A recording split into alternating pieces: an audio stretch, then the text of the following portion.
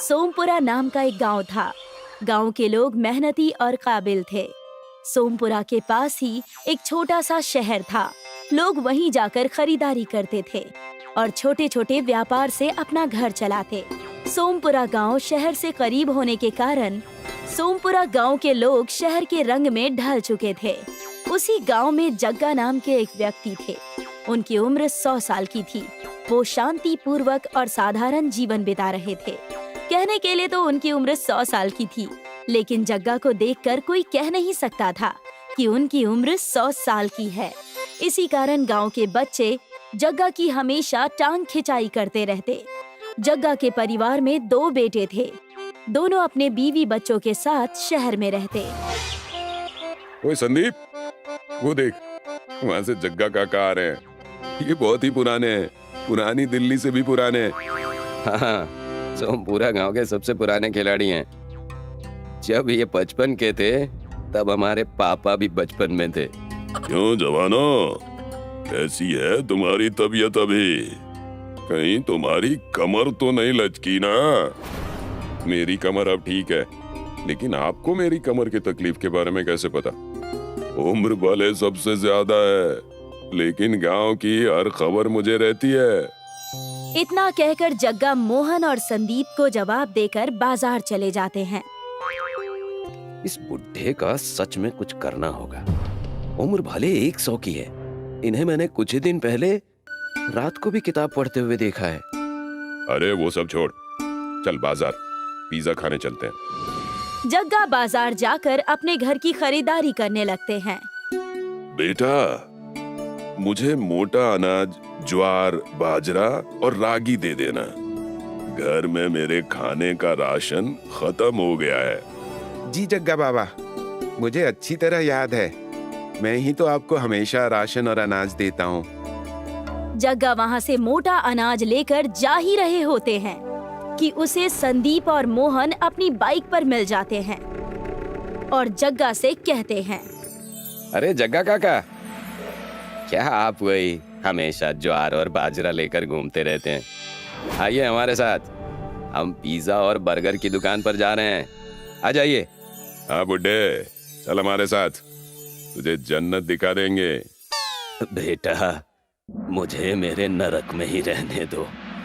जग्गा के जवाब देने से मोहन और संदीप को गुस्सा आ गया और उन्होंने जग्गा को सबके सामने बेइज्जत करने की सोची।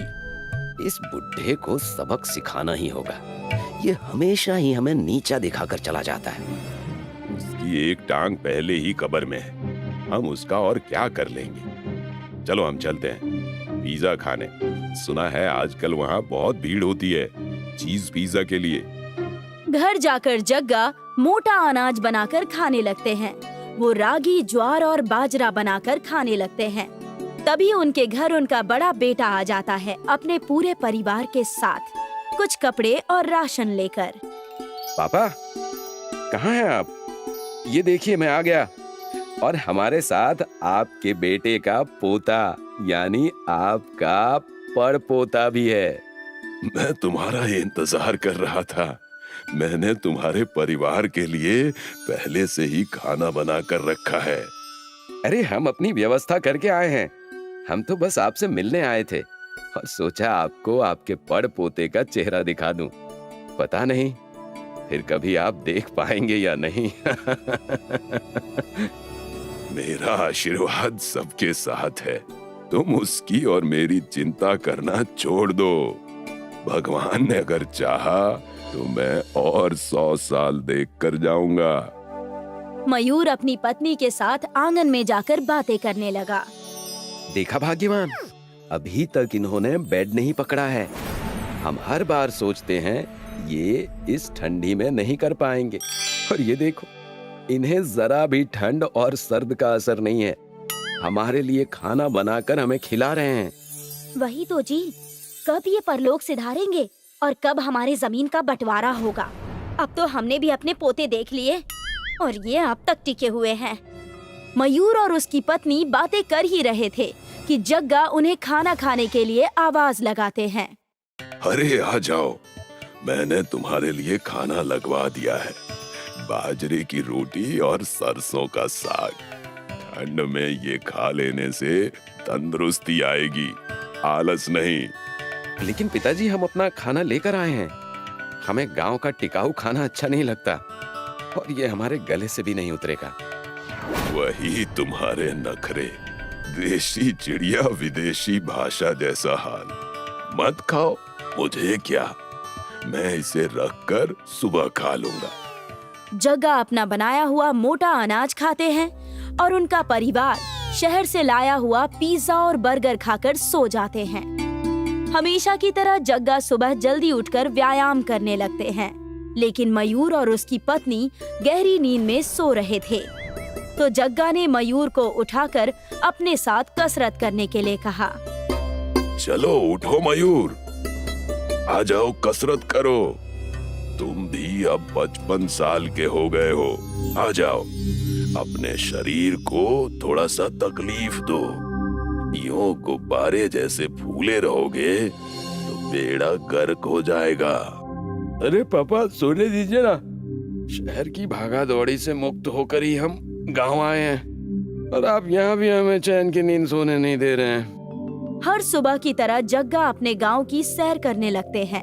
चलते चलते वो संदीप के घर के पास पहुंच जाते हैं। एकदम सुबह सुबह संदीप के घर के पास एम्बुलेंस आई हुई थी, तो जग्गा वहां जाकर ताक झांक करने लगते हैं। क्या हुआ बेटी, यहाँ पर इतनी भीड़ क्यों है? अरे जग्गा काका, आपने सुना नहीं? संदीप को कम उम्र में ही दिल का दौरा पड़ गया। कल रात को ही पास के अस्पताल में भर्ती कराया गया था उसे, और अभी उसे लेकर आए हैं, लेकिन उसकी तबीयत कुछ ठीक मालूम नहीं पड़ रही है।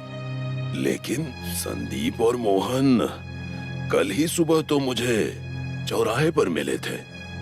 ये सब वही बाहर का पिज्जा और बर्गर खाने से हो रहा है। लोगों ने शहरी रंग अपनाकर बहुत ही बड़ी गलती कर दी है। गांव और अपने परिवार की समस्या देखकर जग्गा सहम जाते हैं। जग्गा घर जाकर सारी बातें बताने ही वाले होते हैं कि देखते हैं मयूर और उसकी पत्नी चाय के साथ चीज ब्रेड खा रहे हैं। वो देखकर जग्गा गुस्से से कहते हैं, फिर शुरू हो गया तुम्हारा शहरी नाश्ता। वही तेल और रोगों का बुलावा दे रहे हो तुम। बस पता करो गांव में क्या चल रहा है। संदीप को दिल का दौरा पड़ा है। उसकी उम्र 32 साल की है। बस तुम सबका कुछ नहीं हो सकता। करो जो करना है।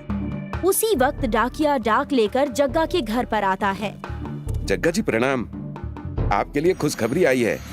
सरकार ने आपके लिए एक कार्यक्रम आयोजित किया है, जिसमें वो लोग आपको सदी का सबसे तंदुरुस्त व्यक्ति कहकर नवाजना चाहते हैं, सम्मान करना चाहते हैं। अरे वाह, ये तो बहुत अच्छी बात है। मैं जरूर इस पते पर अपने परिवार के साथ आऊंगा। जग्गा अपने परिवार और गांव वालों के साथ तंदुरुस्ती का अवार्ड लेने पहुंच जाते हैं। और हमारे बीच मौजूद हैं सदी के सबसे तंदुरुस्त आदमी मिस्टर जग्गा। मिस्टर जग्गा, कृपा करके यहाँ पर आइए और हमारा ये पुरस्कार स्वीकार कीजिए। धन्यवाद, धन्यवाद। मैं बस आप सभी से एक ही विनती करना चाहता हूँ। आप सब भी अपनी सेहत का ध्यान रखिए। मेरी तरह मोटे अनाज का उपयोग कीजिए। जीवन में शरीर ही हमारी असली संपत्ति रहती है। धन्यवाद। जग्गा पुरस्कार लेकर अपने परिवार के साथ गांव में चले जाते हैं। जब जग्गा गांव लौटकर आ रहे होते हैं, तो गांव वाले जग्गा के लिए एक दावत आयोजित करते हैं, जिसमें केवल मोटा अनाज का ही उपयोग होता है। वैसे सच बात है, काका की उम्र 100 साल की हो गई है, लेकिन उन्हें देखकर ऐसा लगता नहीं है और अभी कुछ साल तो जीने वाले हैं। हमें उनसे सीखना चाहिए और अपनी सेहत का ख्याल रखना चाहिए। पूरा गांव जग्गा के नक्शे कदम पर चलने लगता है और सेहत का ध्यान रखने लगता है। सारे बच्चे मोटा अनाज का सेवन करने लगे और स्वस्थ, तंदुरुस्त और खुशी खुशी रहने लगे।